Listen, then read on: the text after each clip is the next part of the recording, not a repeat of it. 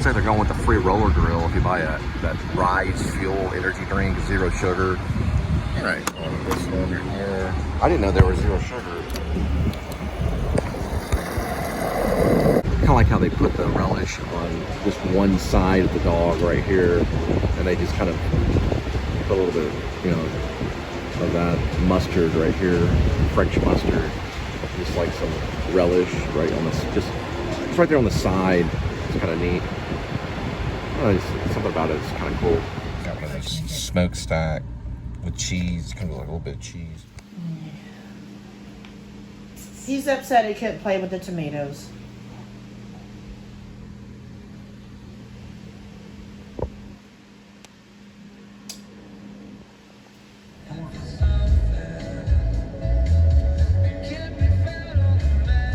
Alright, 82 degrees Fahrenheit, 208,349 miles on the odometer. It's February 21st, 2024. Welcome to the Please Subscribe Show. It's really YouTube.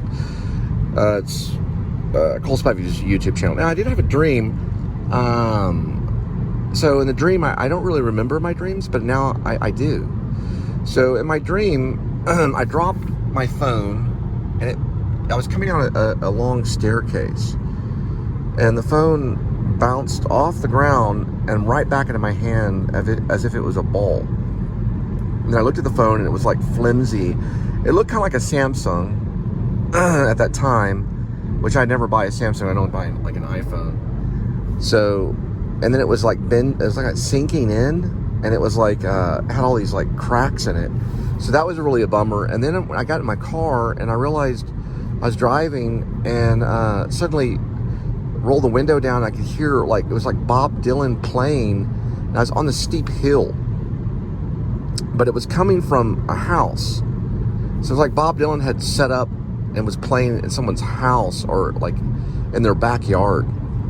So it was kind of like a you know, it was at night, and I got out, like I kind of parked the car along the road, and I got out.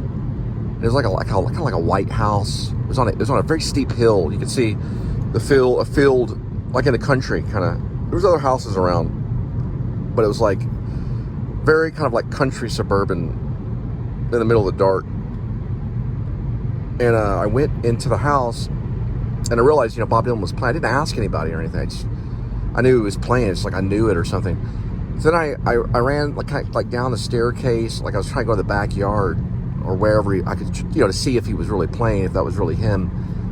But he was nowhere to really be found, but I knew he was playing. Then I went back to where my car was, but it wasn't really there. It was like kind of like up more on the hill. It was very dark. And then I go up to the car, and it's like, it looked like my car, but it was like someone else's car. I was like, oh crap, you know, they, like, what happened? Where'd it go? It's kind of like a nightmare. And I turned around, I couldn't see it, and my phone was all like flimsy and everything. I couldn't really, like, it was kind of like cracked and sinking, like a V shape, kind of weird looking, you know. It's like I couldn't really operate it. And then I could still hear like some, you know, like Bob Dylan's voice, you know, like it was really weird. Then I woke up, and I realized it was just a dream. But then I immediately, when I woke up, I immediately looked where my phone would be. You know, because it was like I was making sure it was okay. Like in my mind, when I woke up, I was still kind of like in the dream. Then I realized it was a dream. I was like, thank goodness. You ever had those dreams where you wake up and you you realize it was just a dream, you know? Okay, now we're going to talk about dream sequences in screenplay writing. So a lot of opening scenes in screenplay writings are important, because when you write a screenplay, you want to have an opening that is real. But I'm sorry, you want to have an opening that hooks. It doesn't really have to be real, but it has to really hook the audience in a lot of cases. Not every movie does it. Sometimes it takes 10 minutes before you can hook the audience, you know. But a lot of times they talk about you want to make sure you have the audience hooked in within 5 minutes. That's like you got 5 pages. Maybe even quicker than that. Maybe in a few seconds, you know. So there's different techniques involved in hooking an audience. Now, one of them is the dream sequence. So that the movie can open in a dream, and the person wakes up and they were just dreaming. And there's a lot of movies that do that. Now, also, you can have a different type of opening for a movie. It can be, so it can be a different type of opening. It can be, probably like they have one called In the Midst of Things. So a lot of movies do that. I'm trying to think of a movie that does that. It's like everything's happening in the mid. You're like in the middle of it. Sometimes action films are that way. I think there's like I can't think of the movie, but it's like an action movie. It happens in the middle of it.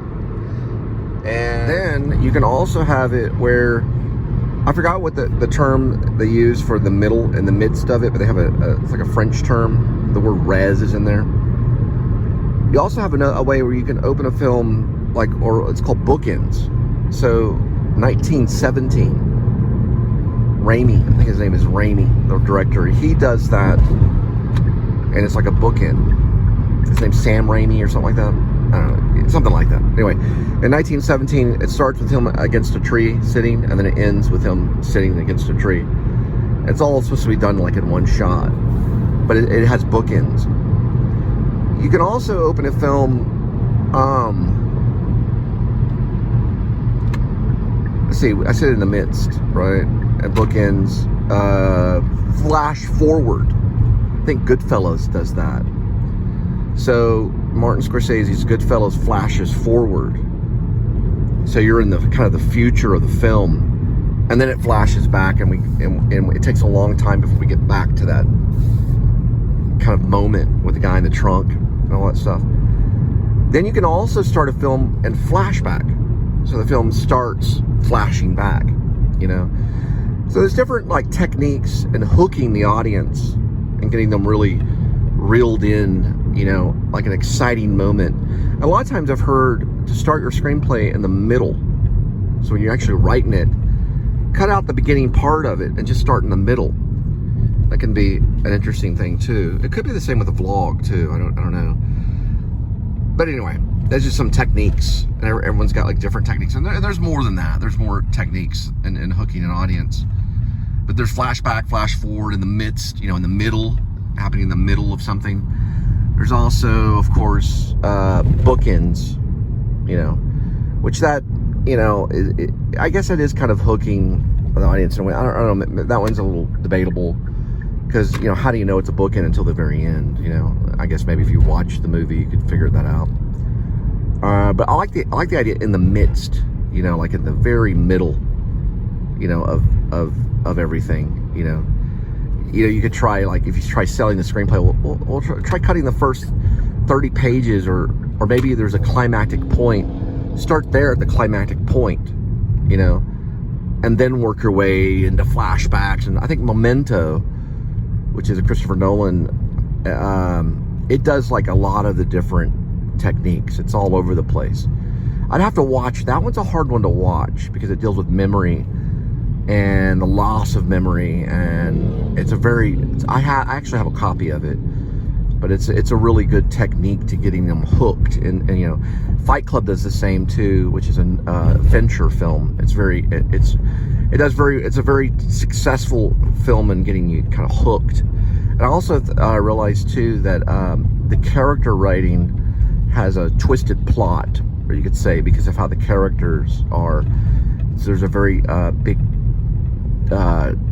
plot twist. All right, first one, 5:33, 8 minutes, 2.6. So I'm going to work on intro to characters for Grace, aka Where Vlog, a little bit more so, I guess, if that's, you know, proper English, whatever. But so what I'm going to do is I'm going to have John Blacksmith's character in kind of like a small, cramped warehouse, probably his own personal warehouse, like kind of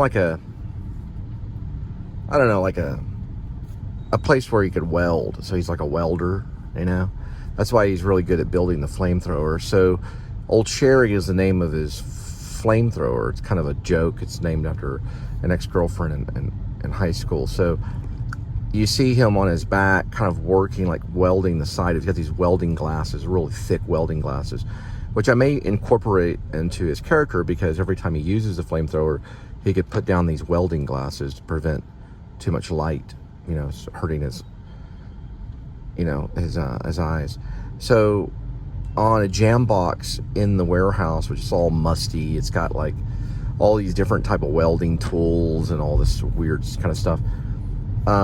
It's got like, you know, like boxes of nuts and bolts and just things that he would use to work on weird, you know, like art projects and stuff. He's kind of an artist. Joy Division's song from Ideal Living that starts off with 3, 5, 0, 1, 2, 5, go, all that will start at, you know, as he's like you know, turning the flame on to, you know, to start the welding, you know, turning the welder flame where it turns blue, you know, and then he starts working on the actual body of Old Sherry, which is his kind of like, you know, huge little flamethrower that he's going to use. Now, it also will be used in the sequel too, because the whole town turns into werewolves. In the sequel, there'll be like a massive slaughtering of werewolves. And I was thinking about, you know, the whole thing about the river, you know, turning into like silver. They could push the werewolves into the silver river. But anyway, that's the sequel. We're just talking about, you know, the opening or the intro to John Blacksmith. That's Log Cabin Village, possible vlog. Right here. Back side of it. I don't know where we're really going. We're like kind of on the inside. Some neighborhoods. You can see it right here. There's part of it right there. It's actually quite educational.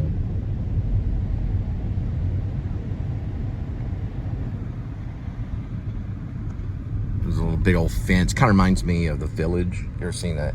M. Night Shyamalan, The Village.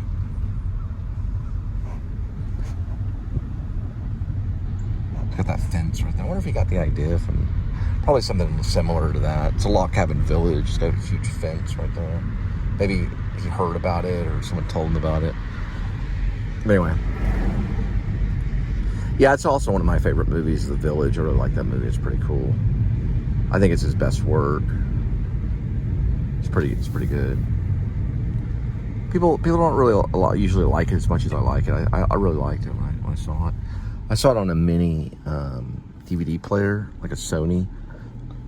Kind of like one of those mini DVD players you open up and you can put the DVD into it. It starts to spin. Looks kind of like a laptop almost. I saw it on that. It had headphones you could plug in. That may be why I liked it. It might have been a really good experience with the sound, you know, because I had headphones when I was watching it. This is called University West. I used to live right there. I don't know why it's doing this. It spun me around for some reason. It's very strange. I don't know. I'll figure it out. There's Charlize Theron. I was watching Aeon Flux on YouTube for free. She did that. It's kind of hard to follow a little bit. I think Frances McDormand's in it too. She's like one of the lead. Like she's not the lead, but she's like. Charlize Theron plays Aeon Flux, but she plays Frances McDormand plays like a kind of like a motherly kind of character, like an agent kind of. I couldn't really follow it. Really. You know, the Aeon Flux series is really strange. I remember the first time I saw it on MTV. I was young, and there's like, you know, she's like someone with like she's got like a tongue in her ear or something. There's someone's like kissing someone's ear. I don't know if that was in it, but like. It has to do with a virus, and there's like a fly in it or something, and her eyelashes catches a fly, and then she's like jumping around like this ninja and all this stuff. You got that part. I just didn't really. I don't know. I'm gonna try watching it again. I kind of got the vibe of Aeon Flux, but I don't know. It was kind of hard to follow, but it wasn't too bad. You know, everybody looked okay and everything. Everybody looked in shape and all that kind of stuff, but there was something weird about it.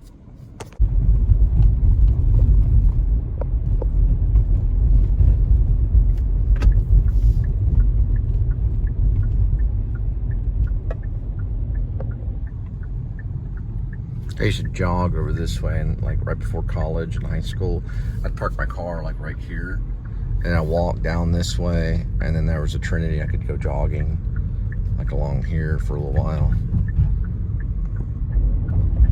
It's a really good place to jog. You can just park your car like right around there. There's someone doing it right there. Let's see. Okay, I see where I'm at now.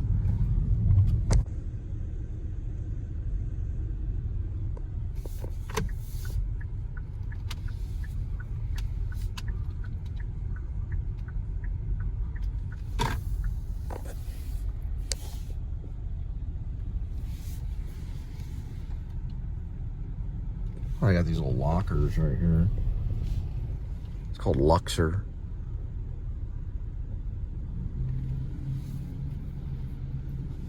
Luxor 1.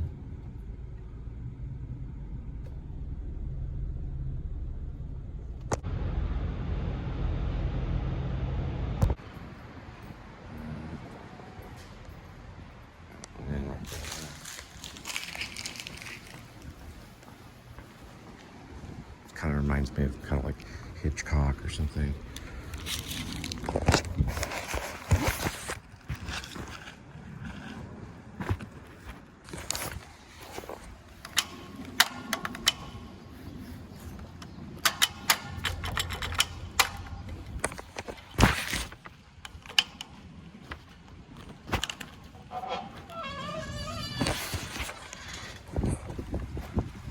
Pull on it rather than push.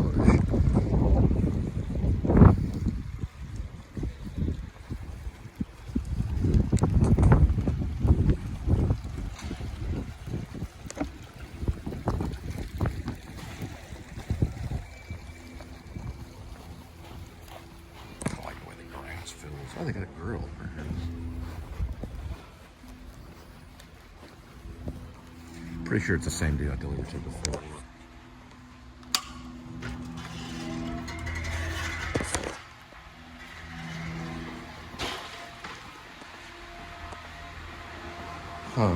Maybe it's not. Yeah, I think it is. Yeah, it is.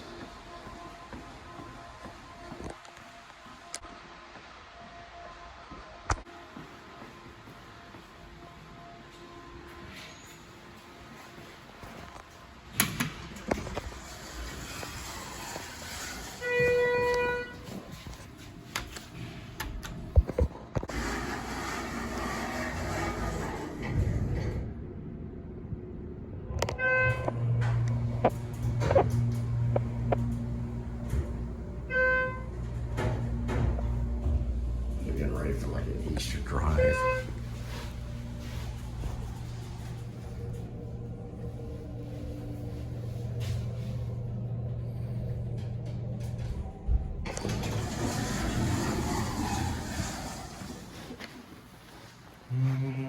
Yeah.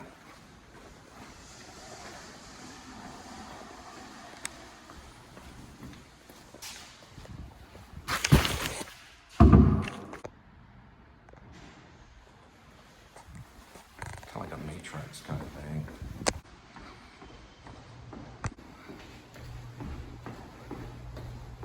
Yeah, I think I'm in the whole wrong complex. I gotta check the address on that. It said storage on it.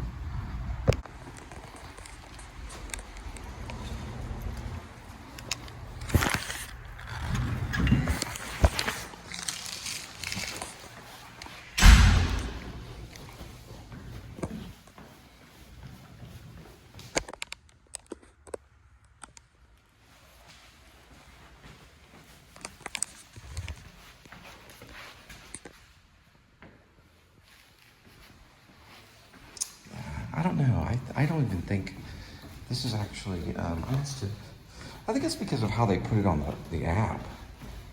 It looks like it's pulling up to one complex. It actually is the wrong one.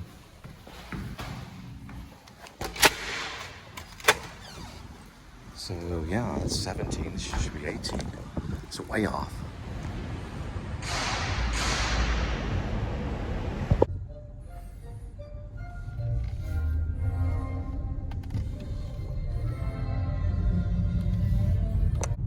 It's nowhere near. 554, 5 minutes, 1.5 miles from the destination. So riddle me this. I have no idea. And I checked it. It's in there correct. I mean, it's way off. I mean, I'm not talking about 1.4 miles off. I don't know. You cannot be too literal, or I would have gone a mile out of the way. All I had to do was a U-turn. I'm gonna have to call them to verify address.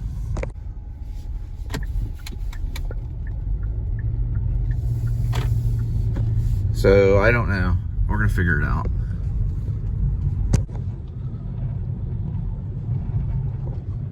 So apparently she is on the 4th floor. It is this building, and there's just another one that says storage on it. There happens to be 2 of the same thing. That's what's really crazy.